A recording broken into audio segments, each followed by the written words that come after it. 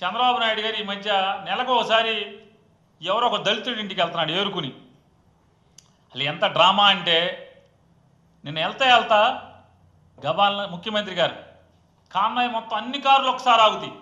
మామూలుగా అయితే మళ్ళీ ముందు కార్లు ముందుకెళ్ళిపోవాలి, గబాలని చంద్రబాబు కారు బ్రేక్ కొట్టంగానే వెనక కార్లు వచ్చి చంద్రబాబు కారు గుద్దుకోవటమో లేకపోతే గుద్దుకున్నంత పని చేయటం అయ్యి ఈయన దిగి గబగబా సెక్యూరిటీ వాళ్ళు వాళ్ళందరూ పరిగెత్తురావాలి, వీళ్ళందరూ పరిగెత్తురావాలి. ఏమైపోయిందో చంద్రబాబు కారు ఆపాడని చెప్పని పరిగెత్తురాలుగా అంత కాన్వాయ్ అంతా వచ్చి స్లో అంతా ఆగుద్ది. ఈయనొక్కడే కారు దిగుతాడు. సెక్యూరిటీ ఆఫీసర్ కూడా ఎవడో వెళ్ళడం పక్కన. కేవలం ఆ లోకల్ ఎమ్మెల్యే మాత్రం వెనక కారులోంచి పరిగెత్తుకొస్తాడు. ఈయనొక్కడే ఆ ఇంట్లోకి వెళ్తాడు, ఇంట్లో వాళ్ళతో మాట్లాడతాడు. అన్నీ ముచ్చటించి అన్నీ మాట్లాడేసేసి మీకు ఇల్లు శాంక్షన్ చేస్తాను. అసలు ఎలా బతుకుతున్నారు ఇట్లా అని చెప్పని 14-19 ఇతనే ముఖ్యమంత్రి. అప్పుడు బతకలేదు వీళ్ళు. మరి నువ్వేమయ్యావు అప్పుడు? ఈ రాష్ట్రానికి ఎన్టీ రామారావు గారు నువ్వు వెన్నుపోటు పొడిచి కూలదోసిన కానించి నువ్వు ఎన్నిసార్లు చేసావు? నువ్వే చెప్తున్నావుగా, నేనే బాగా ఎక్కువ కాలం బతికిన ముఖ్యమంత్రినని.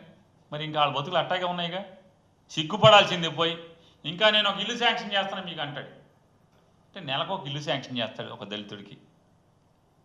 ఇది ఎంత డ్రామా అంటే, కారులోంచి వెళ్ళేప్పుడే మావాడు గుడ్ మార్నింగ్ అని మావాడు వెళ్ళేవాడు కేతిరెడ్డి. చెప్పుకోపోయి మైక్ ఉండేది, ఇక్కడ మైక్ పెట్టేసుకుని ఆయన వెళ్ళేవాడు మావాడు కేతిరెడ్డి. ఇదే మైక్ చూడండి, చంద్రబాబు చేతికి మైక్, చక్కాకి మైక్. ఎందుకు కొడతాండి మైకు?